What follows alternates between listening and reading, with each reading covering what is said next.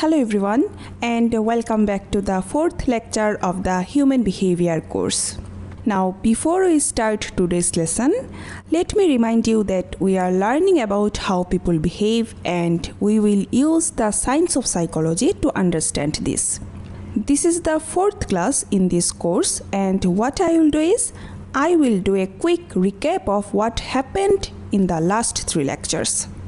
So let me do a quick summarize of what we have learned in the previous three classes. In the first lecture, we have learned about psychology, which is the study of how people behave and what it does. And then we focus slowly onto the history of psychology and how it originated from two branches. One was the philosophy and the other one was physiology. We also explored some philosophical questions related to psychology, such as whether our abilities are innate or if they come from our environment, which is nature versus nurture. Overall, we have learned about the basic concepts and ideas that form the foundation of psychology. So while we were exploring about psychology, we have also learned about various schools of thought that go beyond philosophical and physiological roots. We have learned about structuralism. Structuralism breaks down behavior into its basic parts to gain a better understanding of it, while functionalism focuses on how behavior helps individuals to adapt to their environment. Then we have learned about behaviorism, and behaviorism believes that behavior is a learned response to external stimuli, similar to how habits are formed. Then Gestalt psychology emphasizes the importance of studying behavior as a whole, including all its different parts to gain a true understanding of it. So you have to study the whole behavior and different parts of the behavior in separate ways, and then you can actually study the human behavior. Lastly, we have learned about psychoanalysis, and psychoanalysis posits that our behavior is influenced by our unconscious desires and thoughts, which are hidden from our conscious awareness. In addition to the traditional schools of thought in psychology, we also examined modern branches of psychology such as information processing model, then psycholinguistics and neuropsychology in the first lecture. These fields focus on understanding the brain's role in behavior and language processing, as well as the relationship between brain function and behavior. In second lecture, we started off by looking at some perspectives in human psychology. We have talked about 5 perspectives, which are biological perspective, behavioral perspective, then cognitive perspective, psychoanalytic perspective, and lastly, the subjective perspective. So there are 5 viewpoints which we actually looked at, and we decided or we evaluated one particular behavior using these perspectives to see how different perspectives can explain the same behavior. So basically we have seen how one particular behavior can be explained by different perspectives in psychology. Further to that, we also looked at some 21st century fields in psychology, which was the newer fields in psychology and which focused on studying behavior using some methods. Then we also have learned about the experiments where we change one thing to see how it affects something else. For example, we looked at how drinking a hot beverage can affect how well you perform in academic studies. So we establish cause and effect relationship, and that is what is called experimentation. So to do an experiment like this, we have to follow a special method to make sure our results are accurate. This helps us to establish a cause and effect relationship, which is the essence of experimentation. Further to that, we have also looked at various research methods in psychology, including observation, which is about watching people to learn about their behavior. Then correlational method, and correlation means seeing if things are related to each other. We also discussed how we can learn from reading what others have already discovered, which is literature review. And then we have learned about survey method, statistics, and hypothesis analysis. We saw that correlation does not necessarily mean that one thing causes another, and we have learned that each method has its own strengths and weaknesses. By understanding these different methods, we can better understand human behavior and experiences. Overall, the lecture provided a comprehensive overview of different research methods and their applications in psychology. So that was the focus on the second lecture. In our third lecture, we have learned about sensory processes. We focused on what is a sensory process and which is an important concept in psychology. Sensory processes involve understanding how information from the external environment is transformed into meaningful thought for people. For example, when we look at something like a tree, our eyes take in packets of light called photons that bounce off from the tree. Then our brain takes these packets of light and turns them into an image of a tree that we can understand. It converts these packets of photons into a format that our brain can interpret as a tree.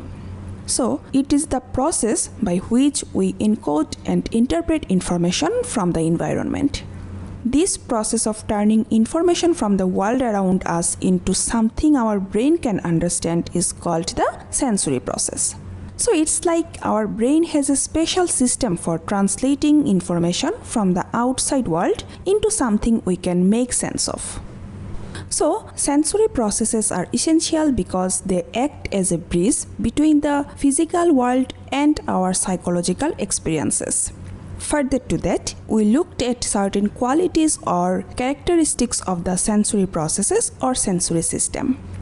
And in the third lecture, we talked about two important characteristics of the sensory processes related to the eyes, which are sensitivity and sensory coding.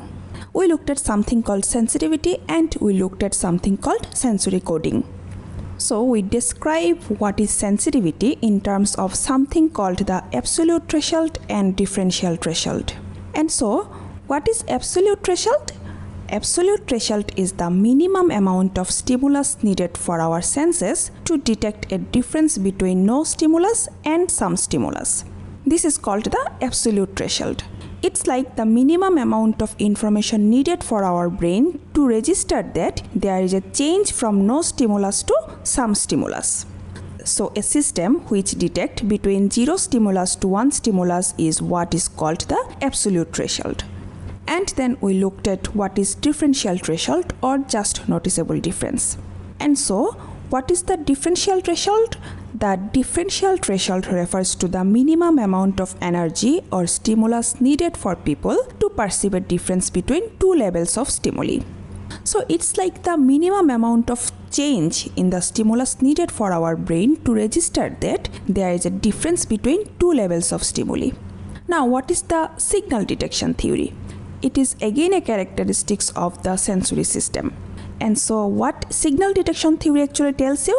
Signal detection theory basically explains how our senses work and how we make mistakes in what we sense. So what I explained in the last class is that any information which comes to you can be in terms of signals and noises. And signal refers to the important aspects of the information and noise refers to the unimportant aspect of information. I described the case of how doctors read or a radiologist actually read an X-ray report, and I tried to explain signal detection theory through that. They need to find the important information, which is the signal, and ignore the unimportant information, which is the noise. Today, what we will do is, we will look at how signal detection theory actually works and look at some parameters of the signal detection theory. So in the last class, we also explained how different doctors have different criteria when determining if a bone is fractured. This means that they use different information or have different characteristics and parameters to come to their conclusion about the presence of a fracture. Essentially, each doctor has their own way of interpreting the signal and noise in the X-ray to make their diagnosis. Now, in the case of determining if a bone is fractured, some doctors may have a liberal approach and only consider a few parameters in the X-ray to make their diagnosis, while others may have a more conservative approach and conduct different type of tests before coming to a conclusion. Each approach has its own advantages and disadvantages. The benefit of the liberal approach is that it can quickly identify a potential fracture and save the patient from further harm by applying a bandage or other treatment. However, the downside is that the patient may receive treatment even if they don't have a fracture. On the other hand, the conservative approach may require more tests and a greater financial investment, but it can avoid unnecessary treatments and expenses if a fracture is not present. Therefore, each way has good and bad points, and doctors have to choose which way is the best for each patient. Now, sometimes what happens is the parameters that doctors use to determine if a bone is broken can be affected by noise in the X-ray sheet itself. This means that there may be dots or other distortions on the X-ray that can make it difficult to tell if there is really a problem. Signal detection theory is a way to understand how doctors or anyone else can identify important information in their environment and separate it from the noise or unimportant details. So in the last class, we were learning about how signal detection theory helps people to identify important signals and ignore unimportant noise.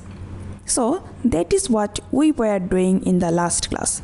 So in today's lecture, we will continue with what we were looking at. So let us first quickly understand the definitions of what signal detection theory is, and I will later on explain you what this theory is all about. Signal detection theory is a way to understand how our brain perceives and detects signals in the presence of noise. So signal detection theory has two functions or two parameters. One is called the hit and the other one is called the false alarm. So what is this hit and what is this false alarm? We will quickly come back to what is hit and what is false alarm. Hits refers to situations where a signal is correctly detected. So when you are able to detect the signal correctly from no signal situation is called the hit. And the false alarm is when a signal is falsely detected where it is only noise. So false alarm happen when we think we detected a signal but it was just noise. This theory helps us understand how reliable our senses are and how we make decisions based on sensory information. So when a doctor looks at X-ray and able to detect the fracture in the bone, this is called the hit. A hit in signal detection theory refers to correctly detecting a signal, such as bone fracture on an X-ray. But then, if he has falsely saying that there is no bone fracture, that is called false alarm. A false alarm occurs when there is no actual signal, but the doctor mistakenly thinks there is, such as incorrectly stating that there is no bone fracture when there actually is fracture.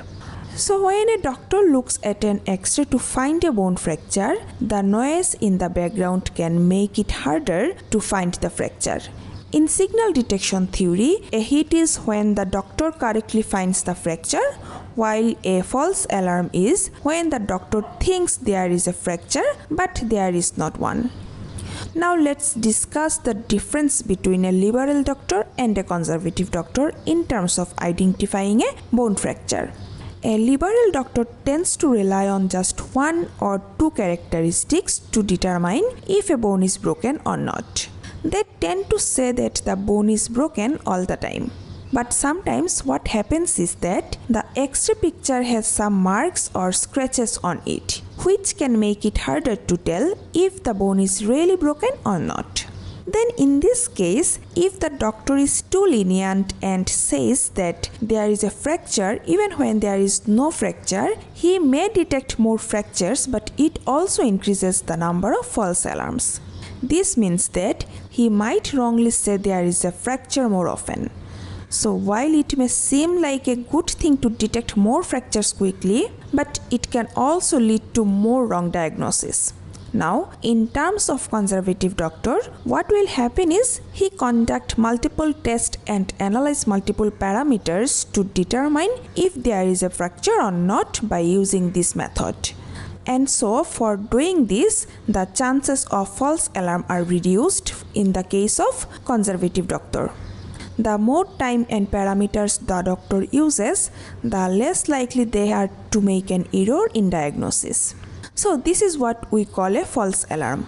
By being careful and thorough system, the doctor can avoid false alarms and make sure their diagnosis. The sensitivity of a sensory organ can be measured by comparing the hit rate and the false alarm rate, where hit rate means correctly detecting a stimulus and false alarm means incorrectly detecting a stimulus. This measure of sensitivity is denoted as D prime and it is calculated as the difference between the hit rate and the false alarm rate. We calculate D prime by subtracting the false alarm rate from the hit rate, which means the rate of hit minus the rate of false alarm. So when we want to measure how well the system can detect signals, or the sensitivity of many systems depends on how often it correctly detects signals, which is hit rate, and how often it incorrectly detects signals when there are no signals, which is false alarm rate. Similarly, there is another thing or another measure we look at is called beta, which represents the bias of a system and which means how likely it is to say that a signal is present even when there is no signal. By using a method called signal detection analysis, we can separate the process of detecting a signal into two parts. One is sensitivity, which means how well the system can detect signals, and another one is bias, which means how likely the system is to say a signal is present when there is no signal. This analysis is useful because it helps us understand how well a system is detecting signals and whether it's biased towards detecting signals even when signals are not there. Bias is a word that describes how conservative or how liberal someone is when making any decisions. So it's like bias is how conservative a person is or how liberal a person is in their thinking.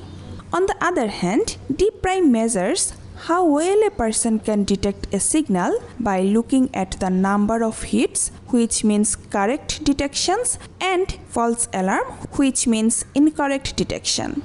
Now let's think back to the candle experiment we did earlier. In that experiment, what was there?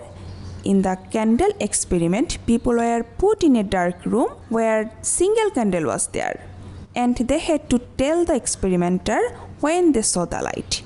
The experimenter kept adding candles one by one and the person had to say when they saw the light. However, our brains have a lot of mental noise which makes it harder for us to detect a very small amount of light.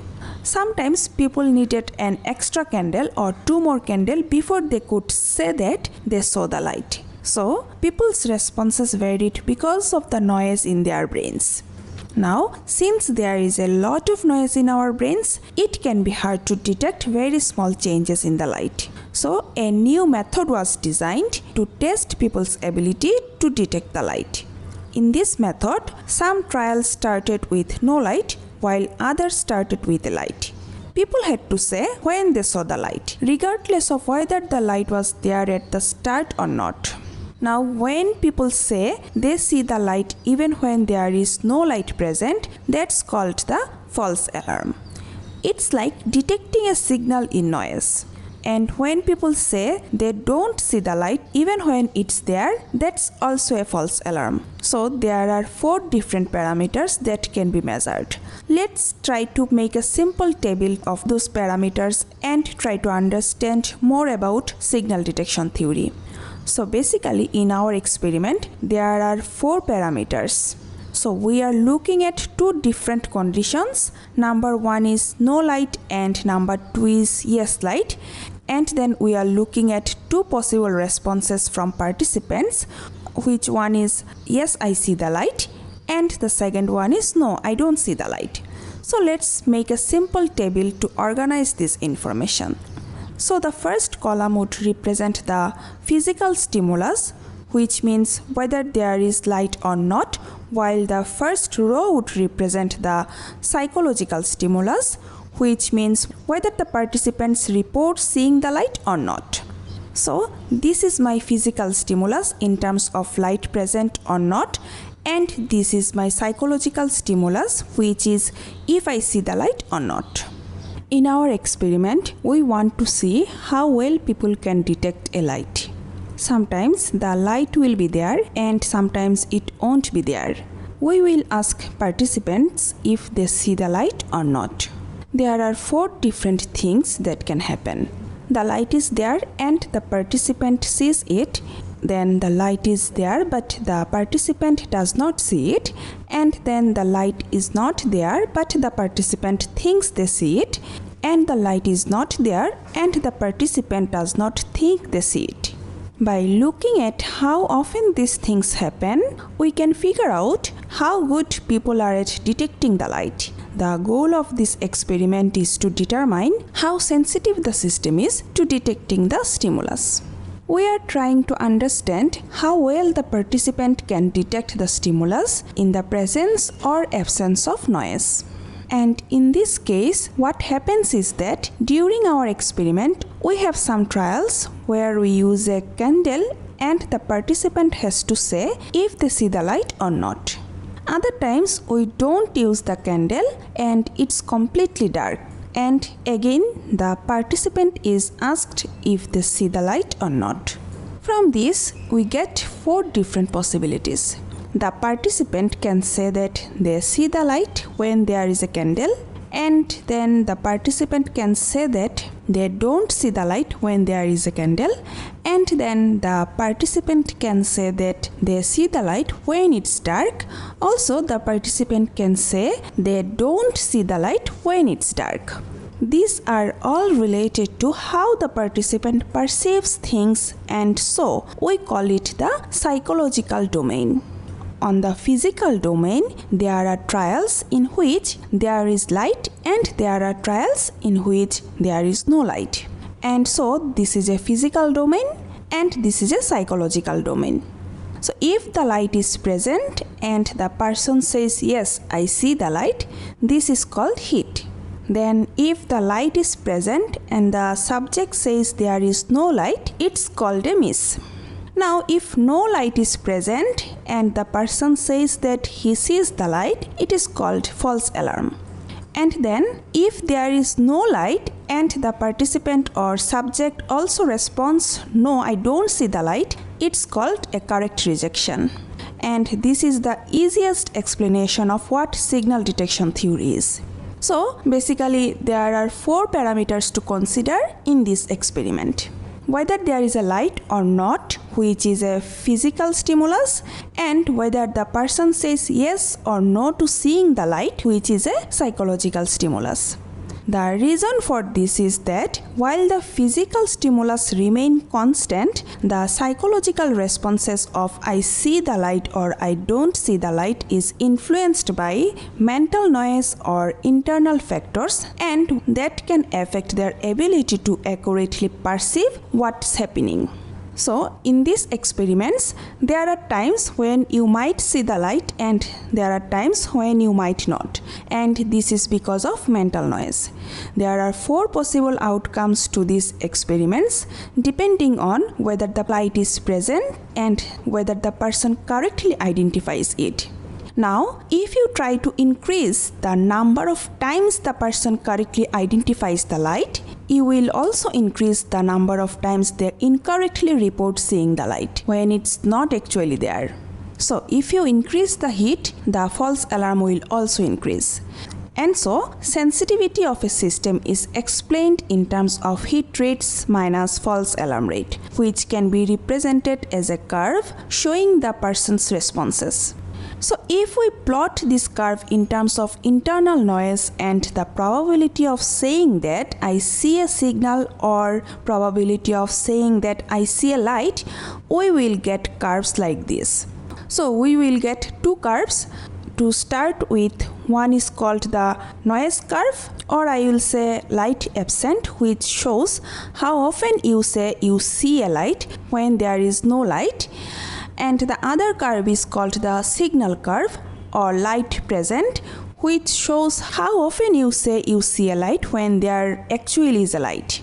Now on this axis we have internal noise, and we make this graph by looking at how likely you are to see the light and how much your mind is affected by internal noise. So when we look at the graph, we can see two curves. One shows the probability of saying yes when there is no light, and the other shows the probability of saying yes when there is a light present. We call the second curve the signal plus noise curve because there is always some inherent noise in the system. The graph is interesting because it shows how well you can make a decision when there is a lot of internal noise in your mind. Now the horizontal axis represents the level of internal noise, while the vertical axis represents the probability of making an accurate decision. So when we make decisions, sometimes our own thoughts and feelings can interfere and cause us to make mistakes. This interference is called internal noise, which can affect how accurate our decisions are. This internal noise is also known as bias or beta value. The more information we have, the more likely we are to make a good decision. For example, imagine you are in a dark room with a few candles. If you only have 1 or 2 candles, it's hard to know for sure if you see any light. But if you have 4, 5, 6 or say 8 candles, it's easier to tell that you see any light. This is because having more candles reduces the effect of internal noise and makes it easier to make an accurate decision. Now, if a doctor has a liberal mindset, they may need a very little evidence or very few trials to conclude that they see something. This is because their mental noise level is low. It means that they don't need much information to make a decision. On the other hand, if a doctor has a high mental noise level, they will be more cautious and require more evidence before making a decision. Furthermore, the criterion for making a decision also depends on individual preferences. Some people may require more evidence to conclude that something has occurred, while others may need less evidence to make a conclusion. Now, the point at which you start saying yes and no is called the beta value, and which determines how hits and false alarms are calculated, or determines how we distinguish between correct decisions, which is hit, and the incorrect decision, which is false alarm. The beta value is like a threshold between the two lines, which are for noise and signal. If the noise level is 0, then the signal is strong. We may only need a low beta value to make a decision. But if the noise level is high, then we may need a higher beta value to make a decision. For example, if we are trying to see a broken bone in an X-ray, we may need at least 5 clear parameters like visible fracture before we can confidently say that we see the problem. Now imagine we have two lines on a graph, one for noise and one for signal. The point where they cross is called the beta value. This beta value helps us decide when to say yes or no to something. It's like a bias that can make us more or less careful in our decision making. In this graph, we have two lines, one for noise and one for signal. When the signal is present and we say no, it's called a false alarm. And when the signal is present and we say yes, it's called a hit. On the other hand, when there is no signal and we correctly say no, it's called correct rejection. But when there is a signal and we incorrectly say no, it's called a miss. So we have 4 parts to consider: hits, miss, false alarm, and correct rejection. So to understand sensitivity and bias, there are 4 things that we need to consider to evaluate sensitivity and bias. Beta is a term used for bias, but it's not fixed and depends on the number of parameters required to make any decision. Basically, the beta value is influenced by the number of parameters or characteristics required to say yes to something. For example, in the case of doctors, they might need to conduct multiple tests like blood test, physical examination, etc., and analyze multiple parameters before making a diagnosis. Some doctors require multiple tests before making a diagnosis, while others only need one test. The number of tests a doctor needs reflects their level of caution, which is called their bias.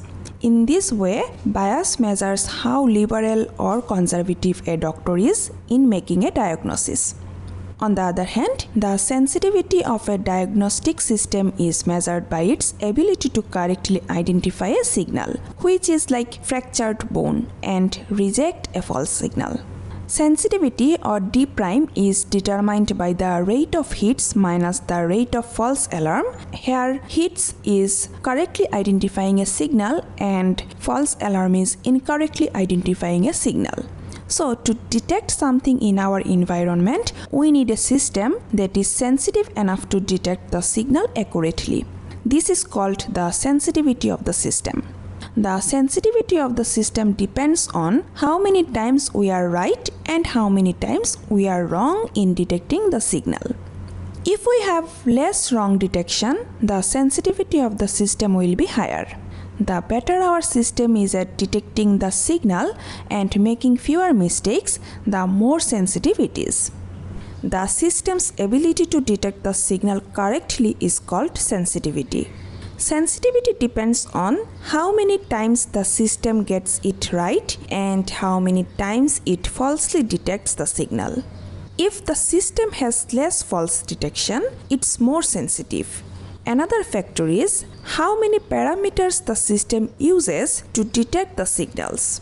If the system uses too many parameters, it won't be as famous as the system that uses fewer parameters but is more accurate. And that is how hits, then false alarm, and the signal detection theory actually works. So moving on the next part or the next characteristics of any sensory organ, which is known as sensory coding.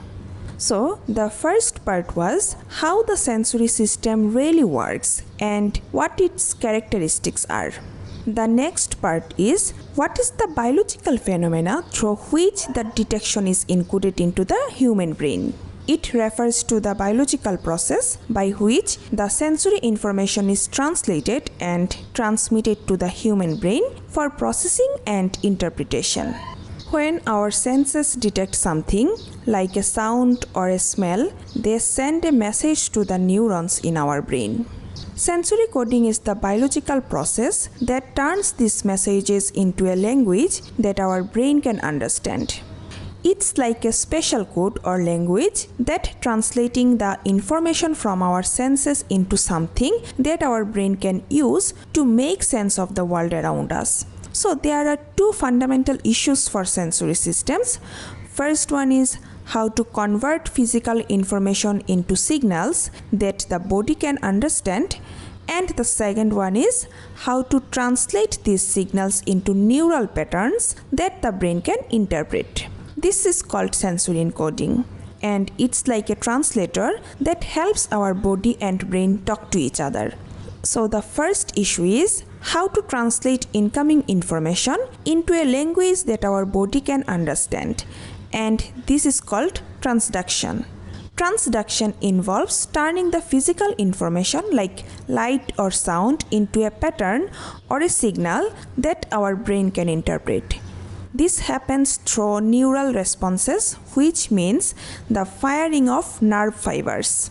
Then the second challenge is how to take the different physical aspects of the information like brightness or pitch and turn them into a language that our brain can use to make sense of the world around us.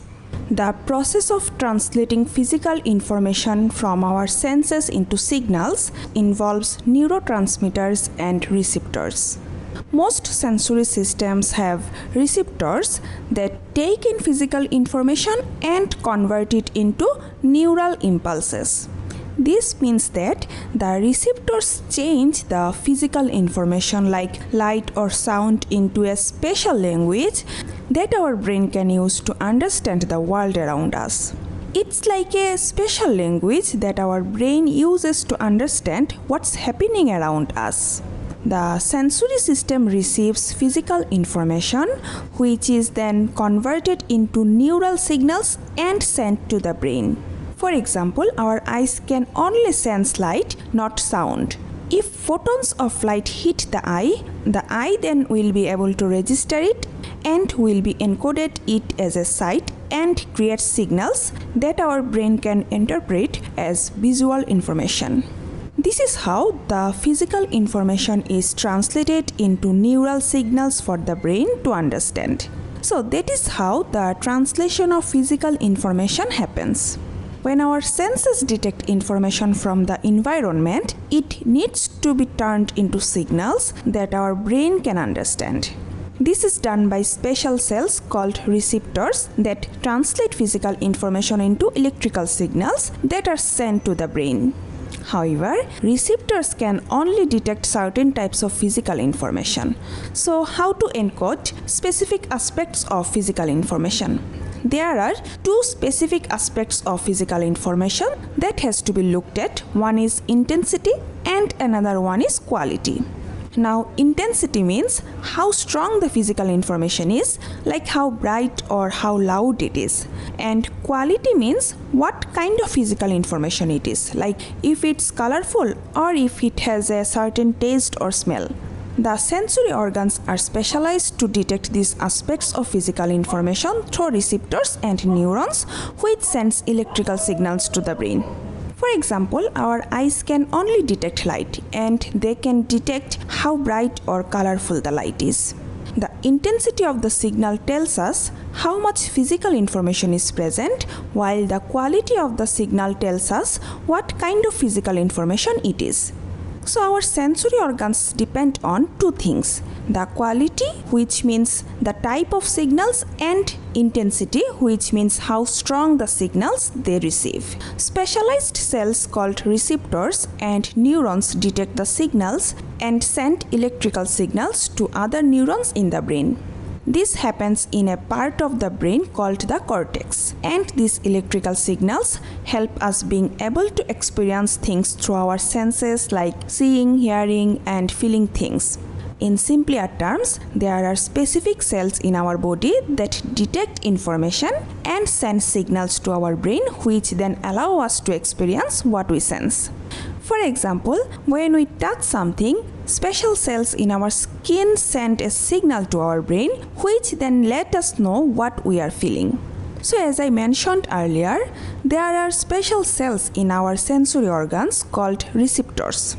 These receptors react to physical information. For example, in your eye, there are special cells called photoreceptor cells in the retina. These cells react to light and send signals to your brain, which allow you to see things. So when light enters the eye, it goes through the lens and reaches the retina. Then the retina has a special cell called photoreceptors that can detect light. When light hits these cells, they send a signal to the brain.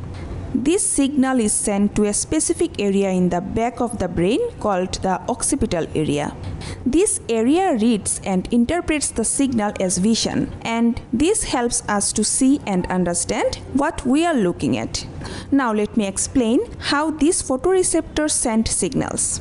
These cells in our eyes called photoreceptors, which react to light by sending a teeny electrical signal to the back of our brain. Specialized neurons carry small changes in electrical current from the photoreceptors in the retina. These signals are carried by special cells called neurons, and which act like messengers that transmit the signal to the part of our brain which is responsible for vision and which is called the occipital cortex. After when the signals pass through the neurons, they go to a special part of the brain called the occipital cortex. In the occipital cortex of the brain, these signals are processed to determine what you see and what you don't see. This is a basic explanation of how signals are transmitted from your sense organs to the part of the brain that creates conscious experience. So, as I said, our senses have two important features: intensity and quality. When we receive information through our senses, our sensory organs code it in terms of these two features. Intensity refers to how strong the stimulus is, while quality refers to the specific characteristics of the stimulus that help us identify what it is.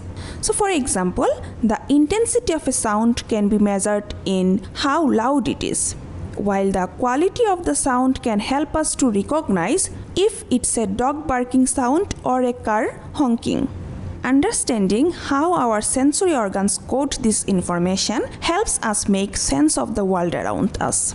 It is important to understand how these sensory organs encode these two qualities of stimuli. So now the question is, how does the sensory system encode intensity and quality? One way that intensity is coded through the rate of neural impulses that are generated or how often neurons fire in response to the stimulus. A stronger stimulus will generate a higher firing rate of neurons, which we perceive as a stronger sensation. So how does the eye actually encode bright light versus dim light? This is because the retina in our eye sends more neural impulses to the brain in response to the bright light than it does in response to the dim light. By measuring the rate of neural impulses, our brain can interpret the intensity of the stimulus. Now, as I said, the eye has a structure called the retina, which is located in the back of the eye. And what does the retina specialize in? The retina is specialized in certain receptor cells, which are called the photoreceptor cells and which help us to see things. And these cells are further categorized into two types, which are rods and cones. Cones are the one which actually see colors and they are responsible for color vision, while rods are the one which cannot see color and they are responsible for black and white vision. Distinguish between these two types of cells is important because it determines how we perceive colors and brightness in our visual environment. So when we look at something colorful, it's because our cones are working. And when we see something in black and white, it's because our rods are working. So what these rods and cones actually do is, these rods and cones are located in the retina and their job is to measure the intensity of the light. The rods and cones in our eyes use the light and number of photons which send signals to our brain. They detect the light that enters our eyes and send signals to our brain through special neurons. They do this by counting the number of light particles that hit them. And then they send signals to the occipital cortex in our brain, which is responsible for processing visual information. So our eyes use rods and cones to detect light and help us to see the world around us. So to understand how rods and cones detect the intensity of the light, we need to look at how they respond to photons. When we look at something, tiny particles of light called photons hit our eyes. Our eyes have special part called rods and cones that act like switches. When a photon hits a rod or cone, it turns on the switch and sends a signal to the brain. The more photons that hit the switches, the more signals are sent to the brain, which tells us how bright the light is. It's like counting how many times you turn on a light switches to see how bright a room is. So when we see something, our eyes detect how bright it is by counting tiny particles of light called photons. If only one photon hits your eye, the signal to our brain is weak and the light looks dim. But if 4 photons hit our eye in a short time, the signal to our brain is stronger and the light looks brighter. So the more photons there are, the brighter the light looks to our eyes. So when we talk about the intensity of a stimulus, it means how strong it is. This depends on how many times the receptor sends a signal to the brain. However, when we talk about the quality of a stimulus, it's a bit more complicated. Our brain uses different pathways to understand different types of sensation like light, sound or touch. Additionally, the quality of a stimulus is determined by a pattern of signals from groups of neurons, not just one. When we sense something, not just one neuron but a group of neurons work together to help our brain understand what we are feeling. These neurons fire in specific patterns through different pathways in the brain to help us identify what we are experiencing. The specific pattern of neurons firing helps the brain recognize the quality of the sensation.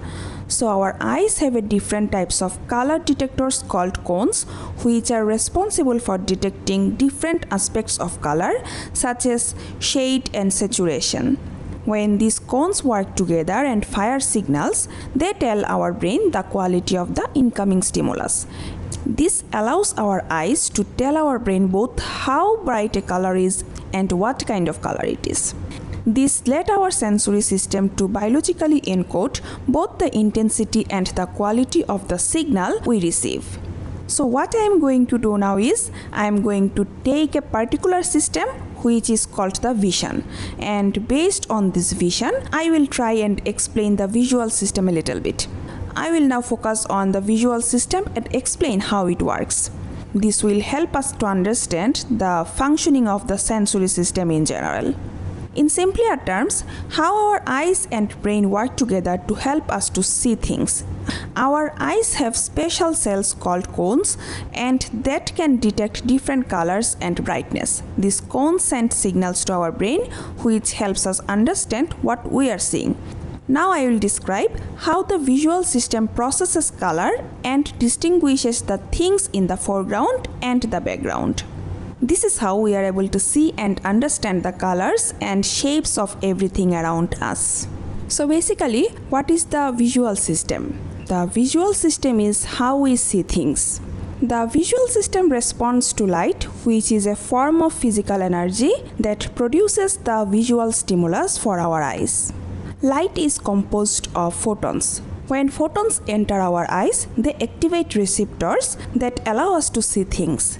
These receptors are called rods and cones, and they are sensitive to different colors and level of light.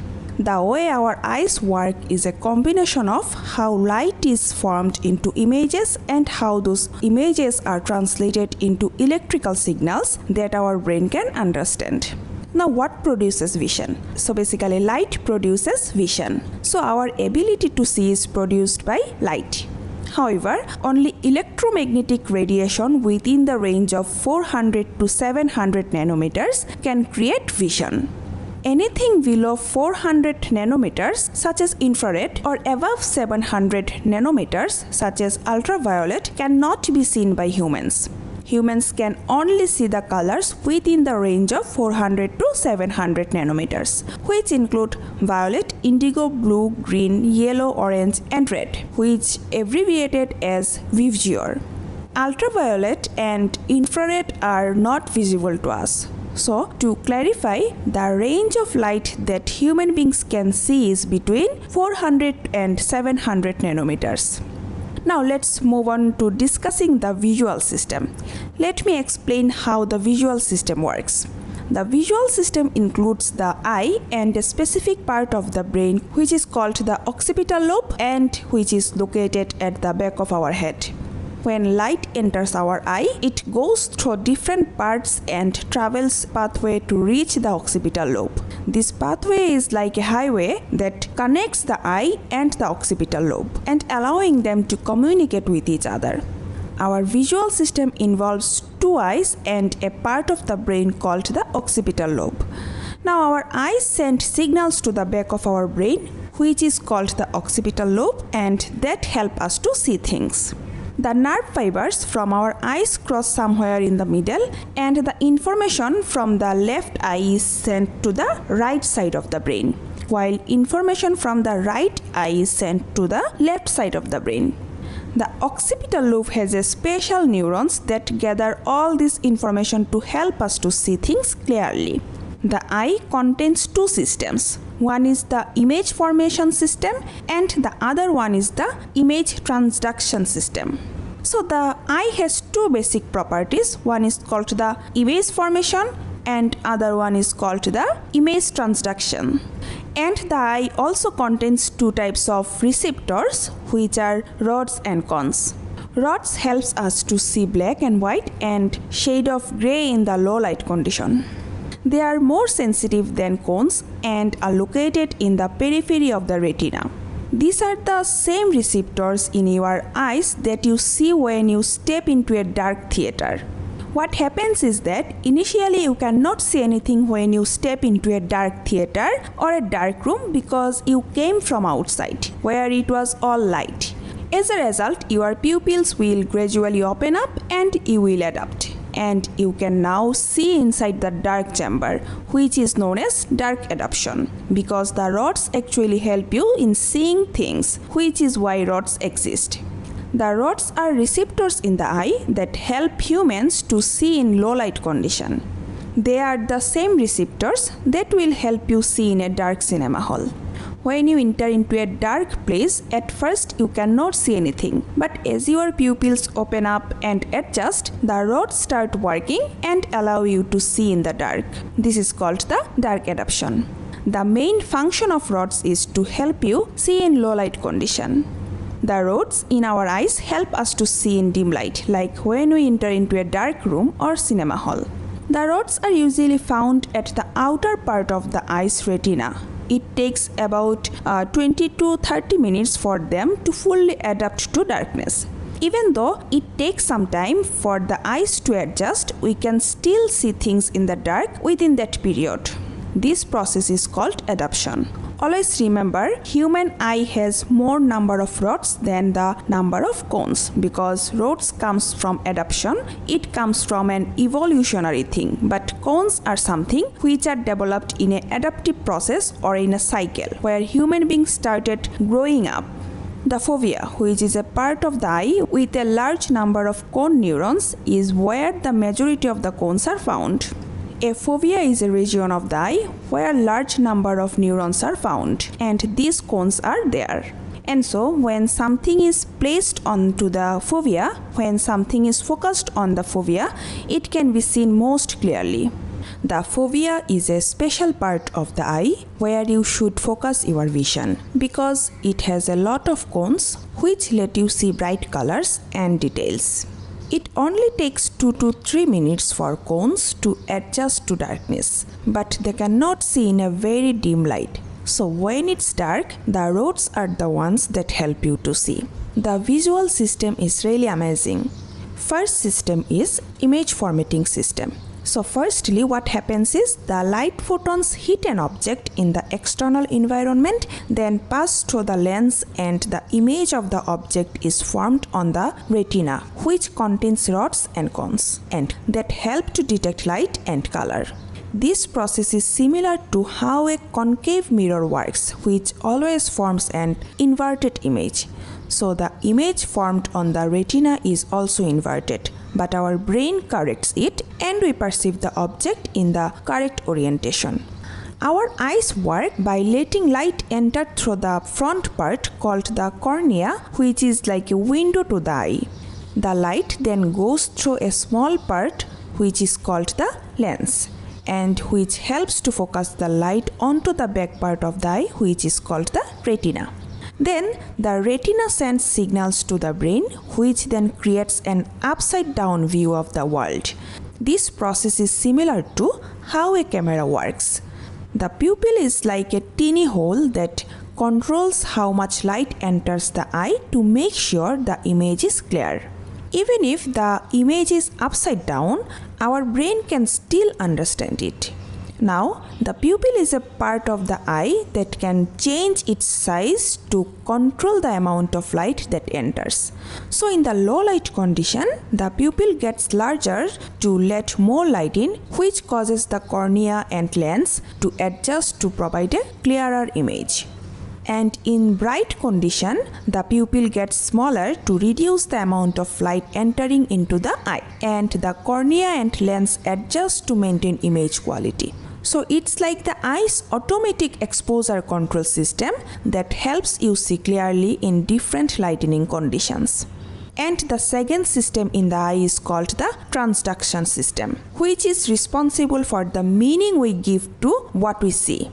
So the retina contains two types of receptors, which are called rods and cones, which we have previously discussed, and rods are specialized for night vision and which are more active in low light condition, and it helps us to see better in the dark, while cones are specialized for day vision and which are work better in bright light condition and help us to see colors and fine details. These receptors help to transmit visual information to the brain for interpretation and understanding what we see. When light enters into the eye, it is absorbed by special cells called photoreceptors. There are two types of these cells, which are called rods and cones. They convert the light into electrical signals that travel through nerves to the brain and which interprets the signals to create an image. And now the sensitivity of the rods and cones determines how well we can see the different lighting conditions and perceive colors and details. The brain uses this information to make sense of what we are seeing. Now our ability to see light is due to the sensitivity of the photoreceptors in our eyes, which are called rods and cones. There are three key differences between them. Firstly, they respond to different levels of light. Rods are more active in low light conditions such as darkness, while cones work better in bright light condition. Secondly, they are specialized for different tasks. Rods are better at detecting black and white, while cones are responsible for detecting colors, saturations, and hue. Finally, they are concentrated in different parts of the retina. So, rods are more densely packed in the outer areas of the retina, while cones are concentrated in the central part of the retina, which is called the fovea, which is responsible for our detailed vision. The fovea is a special part of the eye where we can see things very clearly. It has lots of cones which help us to see things in bright light and color. The rods are found in the periphery parts of the eye and they help us to see things in dim light. There is also a place in the eye where we cannot see anything at all. This is called the blind spot. It is where that the nerves carry signals from the eye to the brain and then leave the eye, and there are no photoreceptors. So the nerve fibers are connected to neurons that form a bundle which carries the signals from the blind spot to the brain. So that is what the blind spot is all about. Now dark adaptation. So what is the meaning of dark adaptation? Dark adaptation means how well we can see things in the dark. So as I said, seeing in the dark is dependent on two things. There are two processes that contribute to dark adaptation, which are how much the pupil opens or closes and which type of receptor we are using, rods or cones. So when we try to see in the dark, our pupils get bigger to let more light in. However, the effectiveness of our receptors also plays a role in how well we can see things in the dark. Rods are the most effective for seeing in the dark, while cones are not very effective. But for rods, it takes longer time to adapt to the dark, which is around 20 to 30 minutes, while cones can adapt quickly in just 2 to 3 minutes. The cones in our eyes help us to see in the dark initially, but after 20 to 30 minutes, the rods take over and help us to see patterns. So when we look at an image, we see patterns which are finer details. So how do you see patterns? Our eyes can see them clearly if we have a good visual acuity. So what is visual acuity? Visual acuity is the eye's ability to see details clearly. Visual acuity is commonly measured to understand how well the eye can see details. One of the ways is our eyes see details by distinguishing between the foreground and background, which depends on where the rods and cones are located in the eye.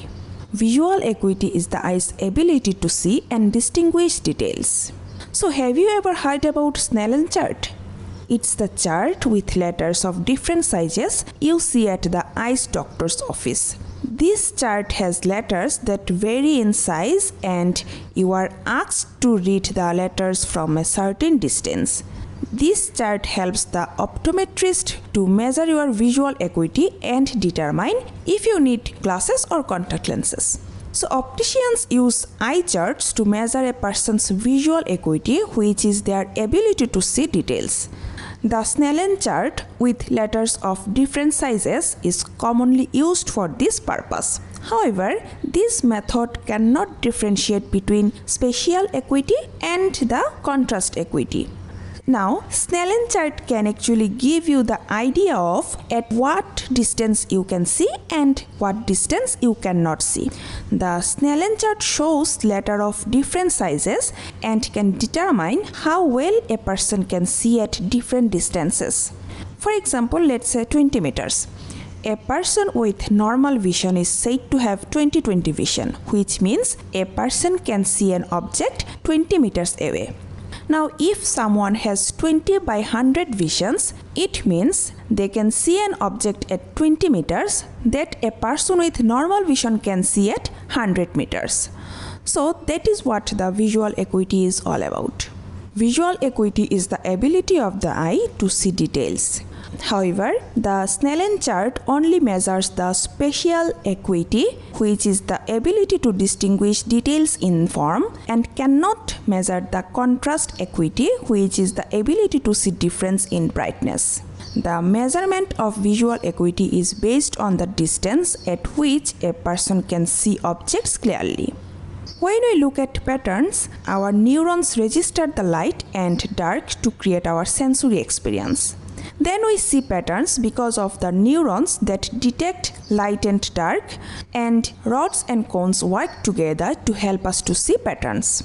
Now, a Harman grid is a good example of this. So look at this grid. So what you will see is, if you focus yourself, you will see there are black and white squares, but because of the placement of the rods and cones in such a way that you will also see gray areas between them.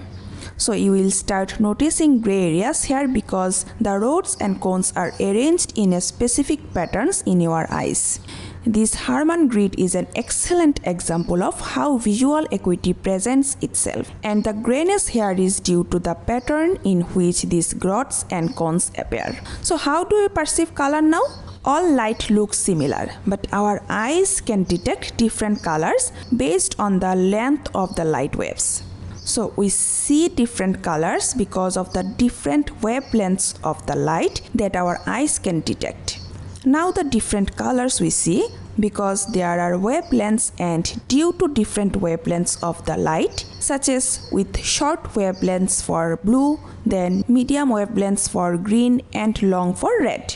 The way we perceive color is subjective because color is a construction in the brain, and objective because people tend to see and interpret colors in a similar way. So how do we see color? The way we see colors depends on how our brain interprets the different wavelengths of the light. People generally agree on the existence of colors, but how bright, contrasting, or pure a color appears can vary from person to person because it is subjective.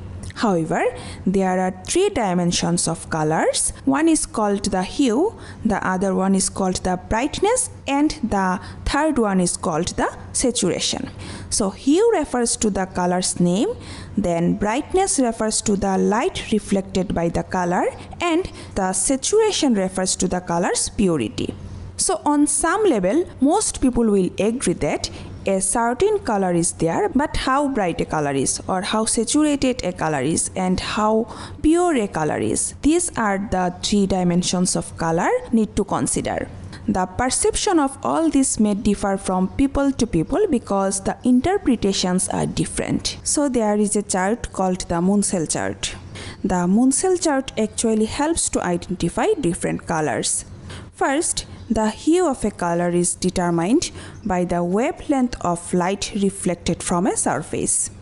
Similarly, saturation is how pure the color is, and it means that how much the light waves producing the color are of the same wavelength. Lastly, brightness is how intense the light reflected from a surface is, which affects the amplitude of the visual sensation. So these are the three characteristics of any color that we actually see. So there are certain theories of color which are out there about how and why we see color. The first theory is called the trichromatic theory. It's a very simple theory which says that there are only three types of receptors for colors or cones in our eyes.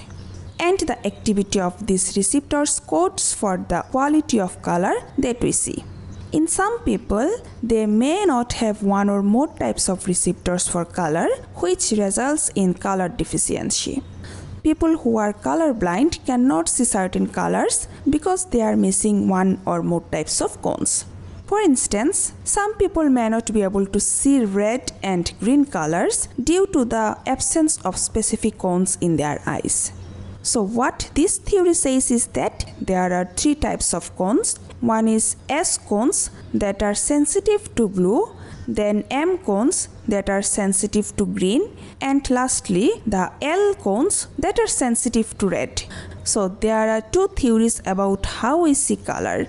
The first one is called the trichromatic theory, which says that we see color because of three types of cones in our eyes. These cones respond differently to different colors. And the second theory is called the opponent process theory. It says that there are two types of color sensitive units, one for red-green and another for blue-yellow. These units respond in opposite ways to opposite colors. For example, if you see red, you will immediately start seeing green afterwards because the same neuron is coded for both red and green. The opponent process theory says that there are two types of color sensitive units in our eyes. One that responds to red and the other to green, and they work in opposite ways. So it explains that when one part of the red cones is activated, it causes a decrease in the other part of the same cones that respond to green. Now, after image is a good explanation of opponent process theory. So when you stare at a color and then look away, and then you see an after image of the opposite color. For example, if you stare at a red object and then look away, you might see a green after image. This happens because the cell that responds to red gets tired and the opponent cell that responds to green begin to fire and creating an after image. So basically, opponent process theory says that if you look at one color for a while and then look away, you may see a different color because the cells in your eyes get tired. For example, if you look at something red for a few seconds and then look at a blank wall, you may see a greenish after image because the cells or the same neurons or the receptors that are responsible for processing the red color and detect red color that will get tired and the cells that detect green become active. You can try an activity at home where you focus on a color for a few seconds, then look away and see an after image of opposite color. This happens because of the opponent process theory, which says that there are two types of color sensitive unit in our eyes that work in opposite ways. These theories are now integrated into the two-stage theory. You can try another activity where you focus on one color and then look at a chart to see the opposite colors. So when you start focusing on a color and then you will see the opposite color in this chart, and that is what the theory is of. Let's quickly summarize what we have learned in this lecture before we end it. So in this lecture, what I did was I started by explaining where we left in the lecture 3, and that is what is the signal detection theory and what is the need for the signal detection theory and what are the various parameters of the signal detection theory. Also, we have learned what are the various systems in signal detection theory. I started by explaining what is hit and false alarm, then what is signal plus noise, and what is a miss, and what is correct rejection, and things like that.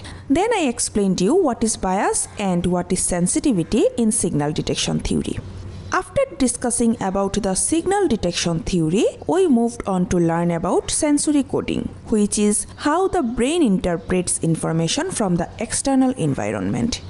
This process helps to encode the quality and intensity of different sensory inputs.